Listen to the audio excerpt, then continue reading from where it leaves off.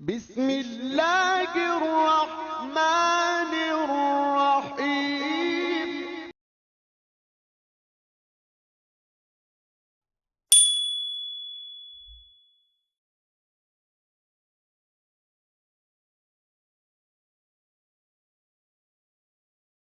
Assalamualaikum warahmatullahi wabarakatuh.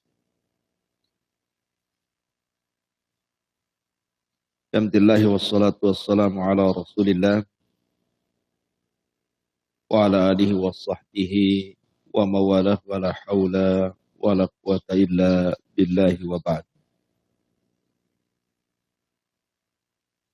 Baik, kita akan lanjutkan kajian kita masih membahas kitab Arba'in Nawawi dan kita masuk pada hadis yang ketiga dari Arba'in Nawawi. An Abi Abdurrahman Abdullah ibni Umar ibn al-Khattab radhiyallahu anhum. Qala sami'tu Rasulullah sallallahu alaihi wasallam yaqul Buniyal Islamu ala khamsin. Syahadati an la ilaha illallah wa anna Muhammadan Rasulullah. Wa iqamis salati wa ita'iz zakati wa hajjil baiti wa sawmi ramadhana. Rawahul Bukhari wa Muslim.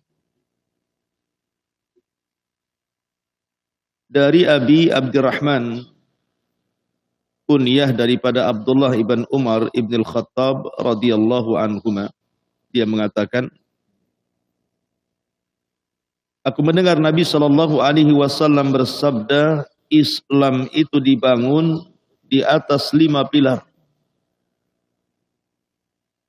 Persaksian bahwa tidak ada sesembahan yang berhak disembah kecuali Allah, dan sesungguhnya Muhammad adalah utusan Allah. Kemudian mendirikan salat, kemudian melaksanakan zakat, kemudian melaksanakan haji ke Baitullah Al-Haram, dan berpuasa Ramadan. Baik. Kita bahas dulu rawinya. Abi Abdurrahman Abdullah ibn Umar radhiyallahu an, ia adalah seorang muhaddisun faqih, seorang ahli hadis dan orang yang sangat cerdas, dan dia pun termasuk daripada sahabat Nabi sallallahu alaihi wasallam walaupun sigar as-sahabah. Jadi ketika berjumpa dengan Rasul, dia masih kecil. Karena Abdullah ibn Umar radhiyallahu anhuma itu masuk Islam sebelum balik. Sehingga ketika terjadi perang Badar, usianya belum sampai 15 tahun dia sudah daftar. Tapi ditolak oleh Nabi sallallahu alaihi wasallam. Kemudian dalam perang Uhud juga ditolak oleh Nabi sallallahu alaihi wasallam. Baru kemudian perang Khandaq, perang Ahzab, diizinkan Nabi sallallahu alaihi wasallam untuk terlibat perang. Menunjukkan bahwa Rasul pun tidak sembarang memasukkan orang ke pasukan, kan. Dilihat dulu. Kalau belum balik, tidak dilibatkan perang. Kalau sudah balik, baru dilibatkan perang. Lah Abdullah ibn Umar radhiyallahu an adalah salah satu daripada sahabat yang paling banyak meriwayatkan hadis. Ada yang mengatakan kedua setelah Abu Hurairah radhiyallahu anhu. Dia banyak meriwayatkan hadis Nabi sallallahu alaihi wasallam, dan dia termasuk dari Abadilah. Abadilah itu ada 4 orang, di mana semua fatwa kembali kepada Abadilah itu. Disebut Abadilah itu maksudnya karena diawali namanya dengan kata-kata Abdullah. Dan ada 4 Abdullah yang hidup sezaman, semua fatwa kembali kepada mereka. Pertama Abdullah ibn Umar, yang kedua Abdullah ibn Abbas, yang ketiga Abdullah ibn Zubair, dan yang keempat Abdullah ibn Amr ibn As radhiyallahu anhu. Inilah 4 Abdullah yang disebut dengan Abadilah. Semua fatwa kembali kepada 4 orang ini, karena mereka hidup satu zaman. Saya ulangi, Abdullah ibn Umar, Abdullah ibn Abbas, Abdullah ibn Zubair, Abdullah ibn Amr ibn As radhiyallahu anhu. Mereka disebut Abadilah. Orang-orang yang dimulai namanya dengan Abdullah, di mana semua fatwa bermuara kepada 4 orang itu. Ma'asyiral muslimin yang dimuliakan Allah Azza wa Jalla. Dan Abdullah ibn Umar radhiyallahu an terkenal orang yang paling meniru sirah Nabi sallallahu alaihi wasallam. Bahkan berusaha mencontoh segala sesuatu yang dilakukan Nabi. Sampai-sampai orang-orang menganggapnya terlampau hulu di dalam mengikuti Nabi sallallahu alaihi wasallam. Karena sampai ke bekas kencingnya saja. Jadi umpamanya Rasul berhenti di sebuah pohon, kemudian kencing di situ. Maka Abdullah ibn Umar pun kalau lewat di situ, mesti dia sempatkan kencing di situ. Alasannya apa? Karena Rasul kencing di sini. Sampai masalah-masalah kencing saja ditiru. Sampai saat tempat-tempat kencingnya dia di situ, ya di situ. Makanya sampai ada yang mengatakan, seperti itulah Abdullah bin Umar itu meniru Nabi. Pakaiannya, warna pakaiannya, dan begitu seterusnya. Sehingga dia terkenal orang yang paling meniru Nabi sallallahu alaihi wasallam. Dan dia adalah kiblat bagi para thalabatul hadis, khususnya di kota Madinah. Karena dia mufti Madinah. Dan bukan hanya itu saja, Abdullah ibn Umar radhiyallahu anhuma, dia banyak mengikuti peperangan bersama Nabi sallallahu alaihi wasallam. Bahkan setelah wafatnya Nabi sallallahu alaihi wasallam, dia terlibat dalam Futuhatus Syam. Futuhatus Syam membebaskan di kota-kota di Syam, di Irak, di Persia, di Mesir, di Afrika, dan begitu seterusnya. Bahkan ketika terbunuhnya Utsman ibn Affan radhiyallahu an, kemudian wafatnya Yazid ibn Muawiyah, maka Ibnu Umar radhiyallahu an pun adalah orang yang tidak mau terlibat dalam permasalahan antara Ali dan Muawiyah.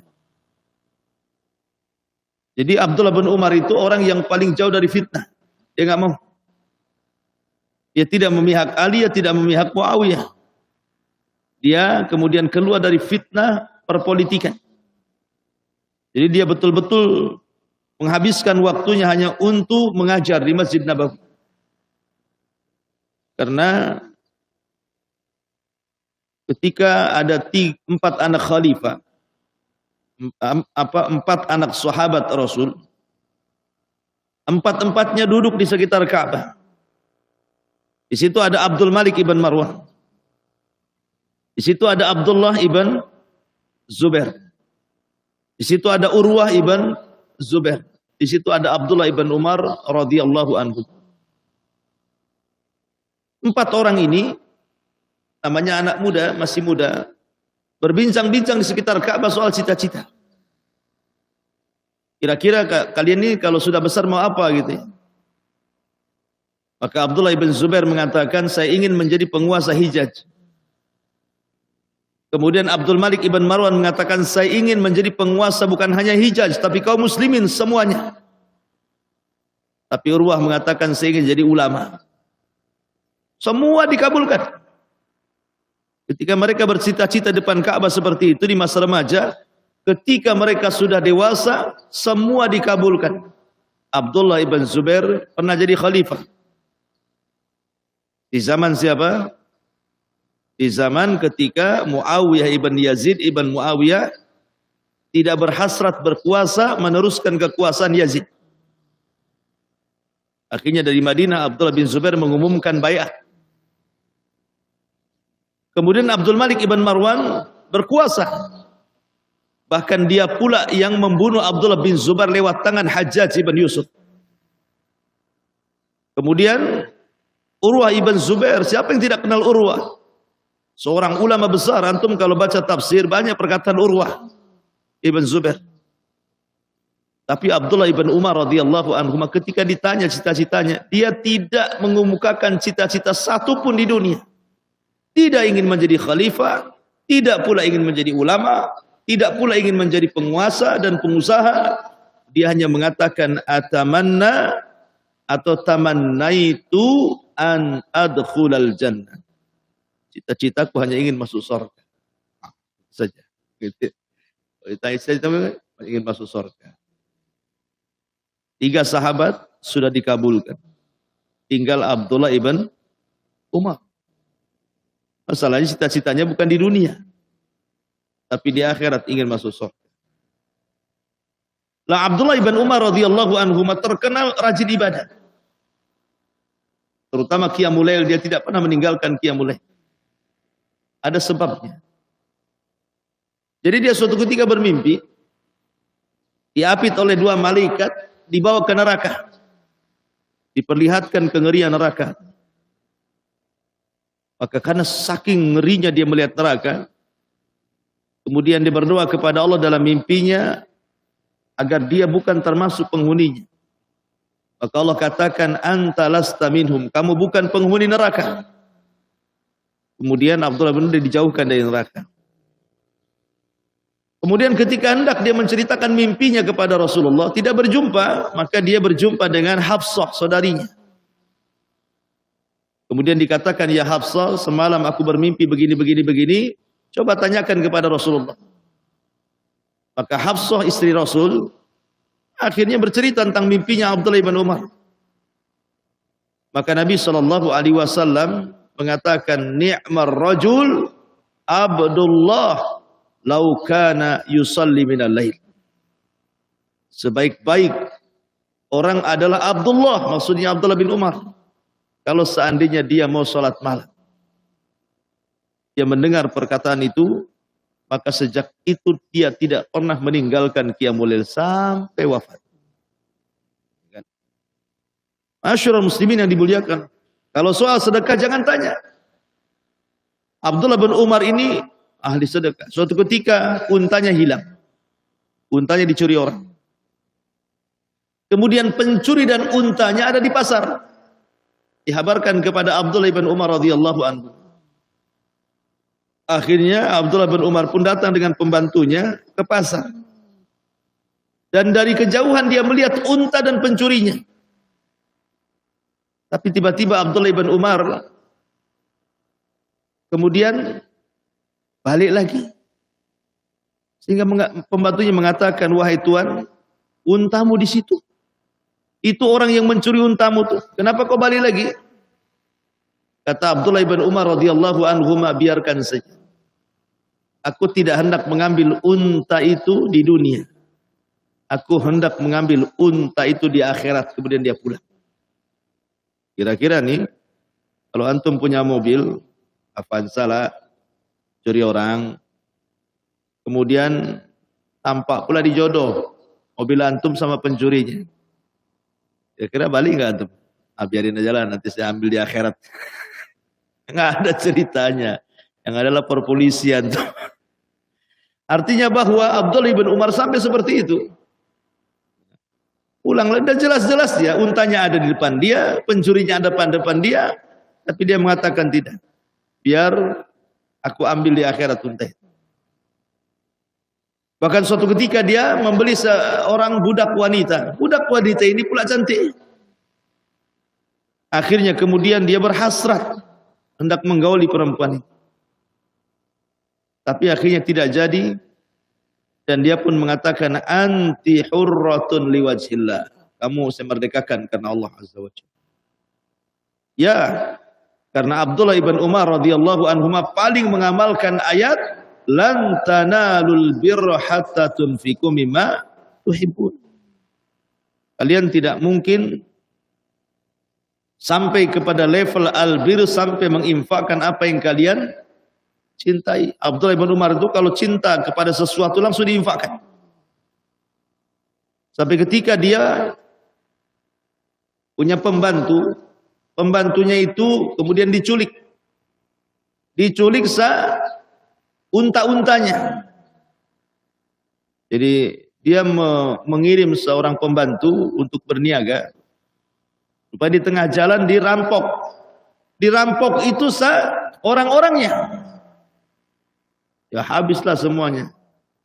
Tiba-tiba orang ini kemudian lepas dari ikatan rampok itu kemudian menghadap Abdullah bin Umar.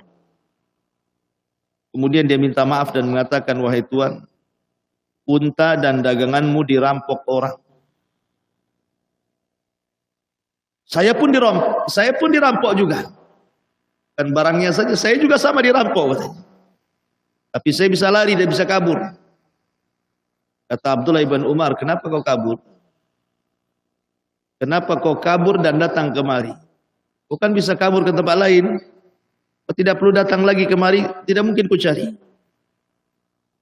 Katanya orang ini, wahai Ibnu Umar, tidak. Aku tidak akan meninggalkan diri, bukan aku cinta karena Allah Azza wa Jalla kepadaku. Kata Abdullah bin Umar, Allah, ini bahasa Arab. Betul kau cinta denganku karena Allah? Katanya, pembantunya mengatakan, iya. Kalau begitu, a'taqtuka liwajhillah. Merdekakan karena wajah Allah, pergi kau dari sini. Jadi saking seringnya memerdekakan budak Abdullah bin Umar itu sampai kata para ulama sejarah 1000 lebih budak pernah dimerdekakan Abdullah bin Umar. 1000 lebih. Bayangkan. Sementara harga budak itu bukan harga biasa, harga besar. Menunjukkan bagaimana ibadahnya, bagaimana kedermawanannya, bagaimana ilmunya sudah tidak dilakukan lagi karena dia seorang perawi hadis Nabi sallallahu alaihi wasallam. Asyiral muslimin yang dimuliakan Allah Azza wa Jalla, intinya bahwa Abdullah bin Umar kemudian wafat pada tahun 74 Hijriah, ada mengatakan 73 Hijriah di Mekah. Kemudian Hajjaj ibn Yusuf yang menyolatinya kemudian dikebumikan di Maqbarah Muhajirin di dekat Tua, dan ada yang mengatakan di tempat lain. Intinya bahwa radhiyallahu anhu wa radu'an. Itulah Abdullah ibn Umar radhiyallahu an, banyak meriwayatkan hadis dari Nabi, dari Abu Bakar, dari Umar, dari Utsman, dari Abi Dzar, dari Muadz bin Jabal, dan juga mengambil hadis dari Aisyah radhiyallahu anha, dari Ali, dari Bilal, dari Abdullah bin Mas'ud, dari Hafsah, ya, dari Abi Lubabah al-Ansari, dan banyak sekali guru-gurunya dari kibarus sahabat, sahabat-sahabat yang sangat mumpuni di zamannya dan lebih tua usianya atau seniornya, dan juga murid-muridnya banyak. Di antaranya Abdullah bin Abbas mengambil hadis dari Abdullah bin Umar. Jabir bin Abdullah mengambil hadis dari Abdullah bin Umar. Abu Salamah ibn Abdurrahman. Kemudian Mus'ab ibn Sa'ad ibn Abi Waqqas. Termasuk juga Sa'id ibn al-Musayyib, pemimpin para tabi'in yang menikah dengan salah satu putri Abu Hurairah radhiyallahu an, Sa'id ibn Musayyab. Itu juga mengambil hadis dari Abdullah ibn Umar radhiyallahu anhuma. Belum lagi Nafi, Salim, Hamzah, dan banyak sekali sahabat yang di bawahnya yang mengambil hadis dari Abdullah ibn Umar radhiyallahu anhu. Salah satu hadis yang kita bahas adalah hadis yang tercantum dalam Arba'in Nawawi pada nomor urut hadis yang ketiga. Buniyal Islam ala khamsin. Dibangun Islam itu di atas 5 pilar. Di sini ada thariqah mengajar, ikhwan. Ada namanya uslub, metode mengajar. Nabi itu biasanya kalau menyebutkan sesuatu yang berbilang, yang ada rinciannya 1, 2, 3, 4, 5 gitu. Maka Nabi SAW akan menyebut angkanya dulu, baru rinciannya. Begitulah seorang pendidik. Kalau antum menghafalkan anak antum rukun iman, jangan langsung disebutkan, nak, rukun iman itu 1, beriman kepada Allah. 2, beriman kepada malaikat Allah. 3, bukan begitu cara mengajar. Sini, nak, rukun iman itu ada 6, simpan 6 di otak. Jadi sebutkan angkanya dulu. Rukun iman ada berapa, nak? Ada 6. Simpan 6 itu. Baru sudah tersimpan angka 6 ini, baru dirinci sama kita. 1, 2, 3, 4, 5, 6. Begitu teori Nabi SAW kalau mengajar para sahabat, maka disebutkan angkanya dulu, baru kemudian rinciannya. Dan juga ini thariqah Al-Quran. Ingat kita ketika membahas surah Al-Baqarah, ketika Allah Subhanahu wa taala menceritakan tentang kisah permulaan panggilan kepada Bani Israel. Ya Bani Israel, udhkuru ni'mati allati an'amtu 'alaikum, dan terus begitu seterusnya.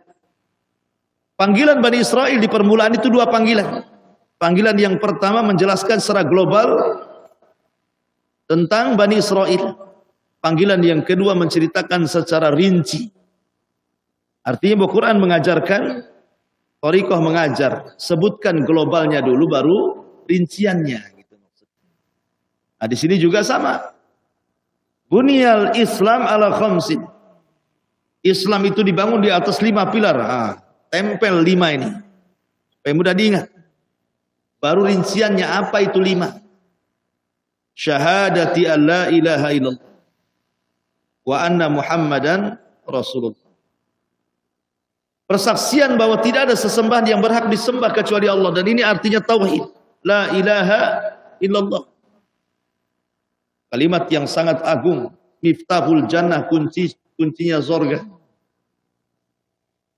Bahkan kunci orang masuk Islam. Bahkan la ilaha illallah adalah kalimat yang didakwahkan seluruh para nabi dan rasul. Bahkan di akhir zaman tidak ada kalimat yang lebih manfaat kecuali la ilaha illallah. Bagaimana hadis Hudzaifah bin Yaman, ketika Al-Quranul Karim diangkat dalam 1 malam dan tidak ada lagi Al-Quran di permukaan bumi. Ketika Al-Quran kemudian diangkat di dada-dada kaum muslimin sehingga tidak ada satupun yang hafal 1 ayat pun dalam Al-Quran. Tetapi orang-orang tua mereka menghafal kalimat la ilaha illallah. Bukan karena mereka belajar, tapi mereka mendengar nenek moyang mereka mengatakan la ilaha illallah, maka mereka pun ikut mengucapkannya. Akhirnya ditanyakan kepada Hudzaifah bin Yaman, apakah la ilaha illallah yang diucapkan oleh umat akhir zaman? Mereka mengucap bukan karena belajar, tapi mereka mengucap karena diucapkan nenek moyang mereka. Mereka mendengar begitu, maka mereka pun mengucap begitu.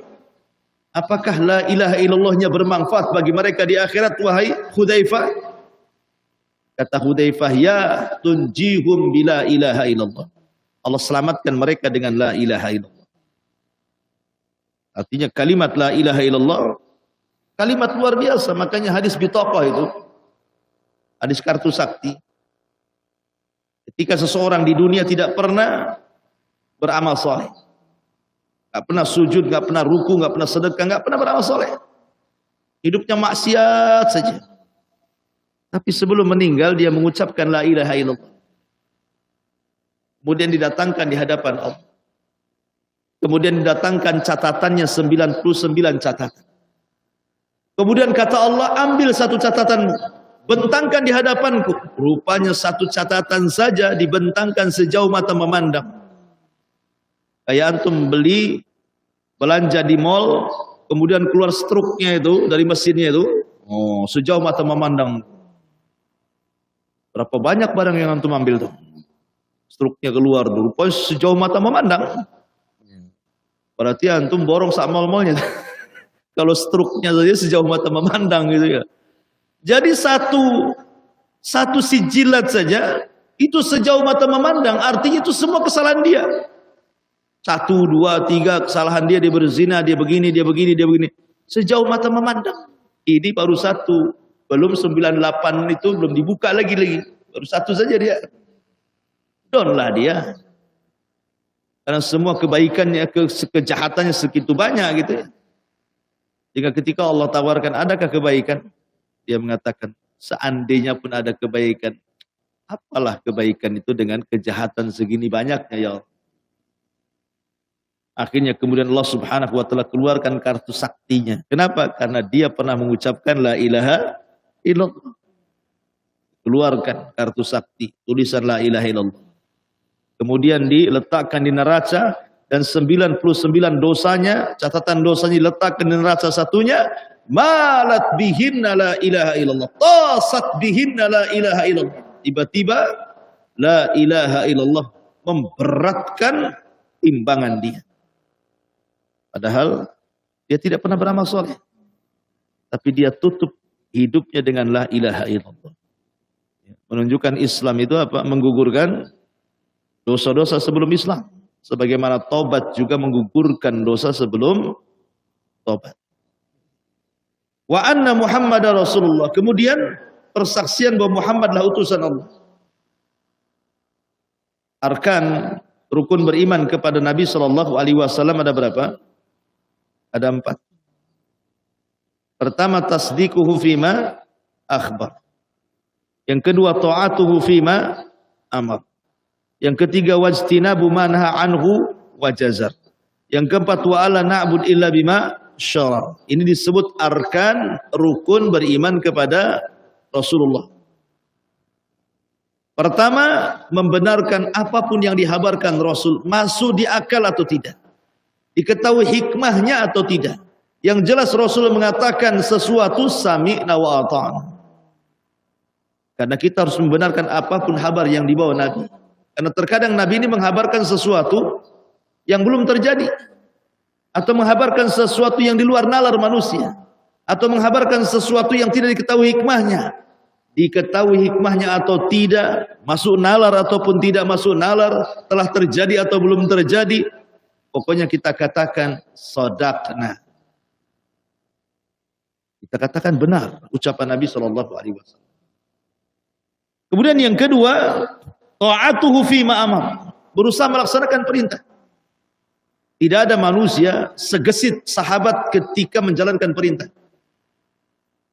Nabi itu kalau memerintahkan sebuah perintah, mereka berlomba-lomba untuk melaksanakan.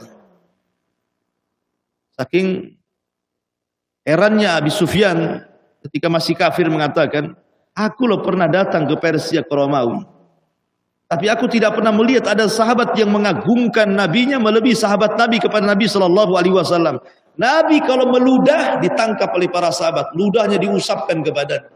Nabi kalau cukur rambut hampir berperang mengambil rambutnya. Nabi kalau berwudu hampir berperang mengambil bekas air wudunya. Saking mengagungkannya Rasul para sahabat kepada Nabi SAW. Tapi ini khususnya Rasul tentunya ya. Jadi suatu ketika terjadi musim lapar. Terpaksalah orang kemudian menyembelih binatang keledai. Keledai itu disembelih yang biasa dipelihara itu. Kadang memang paceklik luar biasa Madinah, terpaksa menyembelih keledai-keledai mereka.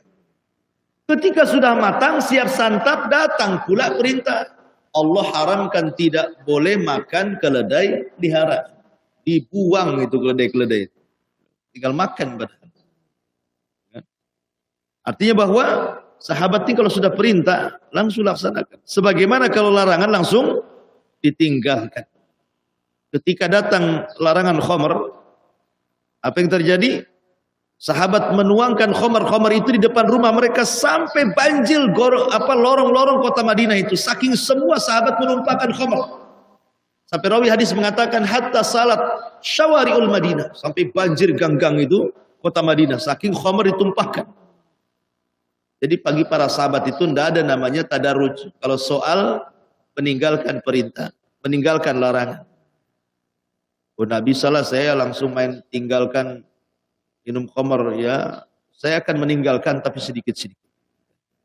Kalau biasa 2 botol, hari ini sebotol. Besok setengah botol, besoknya 1 sendok. Besoknya kita buang semua botol sendok-sendoknya. Kan umpamanya kan? Nah, bisa. Ya. Jadi sahabat tidak ada seperti itu. Kenapa? Kenapa kalau dalam melaksanakan perintah ada istita'ah? Kenapa ketika menjauhi larangan tidak ada istita'ah? Kan Rasul mengatakan, ma amartukum fa'tu bihi mastata'tu wa ma nahaitukum anhu fajtanibu, kan itu. Apapun yang kuperintahkan lakukan semampu kamu. Apapun yang kularang tinggalkan mutlak, tidak ada kalimat semampu kamu. Ada masalah apa antara perintah dan larangan? Karena perintah itu kenapa dilakukan semampu kamu? Karena ada penggantinya. Kamu sholat tidak bisa berdiri, bisa duduk. Sholat dulu semampumu. Kalau sudah diusahakan berdiri tidak mampu, duduk. Kan itu ya. Sholat duduk semampumu. Kalau tidak sanggup duduk, baring.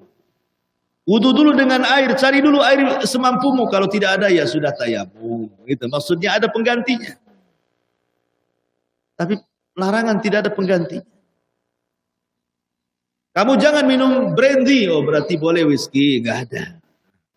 Ada ganti-ganti.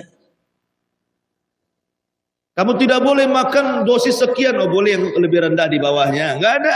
Kalau sudah larangan mutlak, makanya tidak ada istita'ah dalam larangan itu. Ada penggantinya masalahnya. Jadi tinggalkan gitu ya.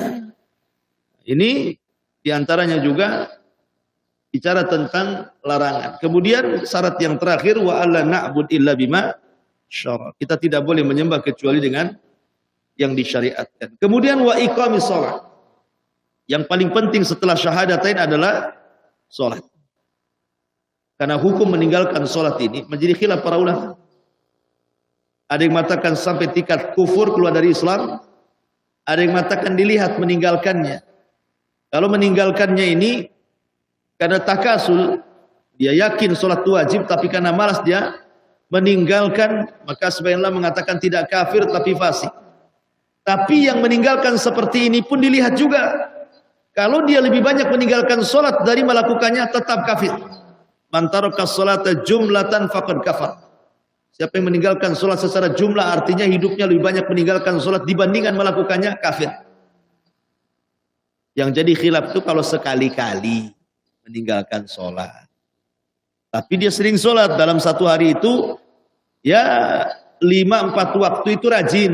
Cuman kadang-kadang yang satu ini entah maghribnya, entah duhurnya ini, kadang sholat, kadang tidak. Tapi yang 4 waktu itu dia sholat. Artinya kan lebih banyak sholatnya dibandingkan tidak. Itu yang jadi khilaf. Ada yang mengatakan kafir, ada yang mengatakan fasik. Tapi yang jelas bahwa kata Syaukani rahimahullahu ta'ala, cukuplah seseorang itu jangan sampai meninggalkan sholat ketika mendengar hadis Nabi SAW, al-ahdu bainana wa bainahumus sholatu faman taraka faqad kafar. Perbedaan kita dengan mereka orang kafir itu sholat. Siapa yang meninggalkan sholat bisa kufur. Cukup dengan hadis ini menakut-nakuti kita sebenarnya. Karena bagi para ulama ketika bicara tentang hukuman orang yang meninggalkan sholat, dibunuh karena murtad. Ada juga yang mengatakan tidak dibunuh, tapi dipenjara sampai mati di penjara kecuali dia bertobat. Jadi kalau di lingkungan Islam, seperti pendapat Imam Malik, pendapat Imam Ahmad, pendapat Imam Syafi'i, orang yang meninggalkan sholat di hukum pancung sebagai had oleh penguasa. Kecuali Abu Hanifah mengatakan dipenjarakan sampai mati, kecuali bertobat. Ya kan? Abu Hanifah mengatakan penjarakan saja, biar dia mati di penjara sampai dia betul-betul tobat. Tetapi Empat mazhab sepakat intinya diberikan hukuman. Dan yang memberikan hukuman tentu bukan seorang ayah, seorang ibu, tetangga, tetapi pemerintah. Ya kan? Jadi hukuman-hukuman seperti ini adalah kembali kepada pemerintah Islam. Wa iqamis shalah wa ita'iz zakat. Dan orang yang melaksanakan zakat, zakat ini selalu disebut dengan sholat. Selalu disebut dengan sholat. Kenapa? Karena kalau cerita ibadah badan pasti bicara sholat. Tapi kalau bicara tentang ibadah harta pasti zakat. Dan dua-duanya sering disebut. Dan orang yang meninggalkan zakat tetap harus diperangi juga seperti orang yang meninggalkan sholat. Dan itu dilakukan oleh Abu Bakar. Abu Bakar memerangi orang-orang yang tidak membayar zakat. Ketika ditanya oleh Umar, "Hei Abu Bakar, kenapa kau memerangi orang yang mengucapkan la ilaha illallah?" Padahal Nabi SAW mengatakan, "Umirtu an uqatilan nas hatta yashhadu an la ilaha illallah." Diperintahkan memerangi manusia sampai mereka mengucapkan kalimat la ilaha illallah. Mereka mengucapkan kalimat la ilaha illallah, ya Abu Bakar. Kenapa kau perangi juga? Maka Abu Bakar mengatakan, tetap aku perangi. Kalau mereka menahan zakat, di zaman Rasul mereka zakat, di zamanku tidak ada yang zakat, maka aku tidak akan membedakan orang yang meninggalkan sholat dengan meninggalkan zakat. Tetap aku perangi mereka. Akhirnya apa yang dilakukan Abu Bakar yang tadinya oleh sebagian sahabat tidak disetujui, malah kemudian menjadikan pujian manusia. Islam ini ditolong oleh dua manusia, pertama Abu Bakar, yang kedua Ahmad ibn Hanbal. Abu Bakar di saat manusia murtad dan tidak mau bayar zakat, Abu Bakar perangi itu. Dan di zaman Imam Ahmad ketika terjadi mihnah, orang dipaksa mengucapkan Al-Quran makhluk, hanya satu-satunya yang bertahan mengatakan Al-Quran kalamullah, dialah Ahmad ibn Hanbal rahimahullahu ta'ala. Makanya Islam ditolong di dua manusia. Kalau bukan karena Allah kemudian Abu Bakar, tentu kita sudah jadi orang murtad. Kalau bukan karena Allah kemudian Imam Ahmad, tentu kita jadi Mu'tazilah. Makanya Islam ditolong dua manusia mulia ini, Abu Bakar dan Ahmad ibn Hanbal rahimahullahu ta'ala. Kemudian wahajjil bait, haji. Haji zaman dulu beda dengan haji zaman sekarang ya. Makanya Pak Haji zaman dulu itu lebih berpengaruh. Orang dulu itu pengaruh haji luar biasa. Karismatiknya, segennya, malunya luar biasa. Orang lewat depan Pak Haji aja lemas dulu itu. Ya, karena doanya berkah. Haji zaman dulu kan begitu ya. Iya, karena memang hajinya sulit gitu ya kan. Berbulan-bulan mereka di kapal. Dan rata-rata orang dulu kalau haji sudah tua biasanya. Kenapa? Karena nabung dulu, nyelengi dulu dari masa remaja sampai tua. Baru kemudian setelah punya duit baru berangkat. Bedah celengan. Kemudian berangkat naik kapal lagi berbulan-bulan lagi. Sampai di sana di Jeddah jalan kaki lagi. Coba bayangkan. Sehingga banyak yang tidak selamat.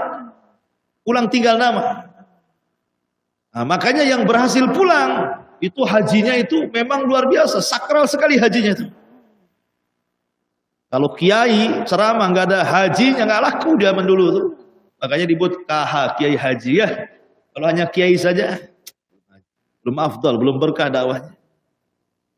Kalau sekarang biasa aja haji, artis pun haji, semua haji. Biasa.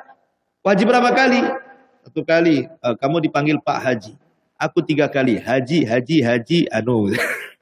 Gitu ya. Detailnya 3. Gitu.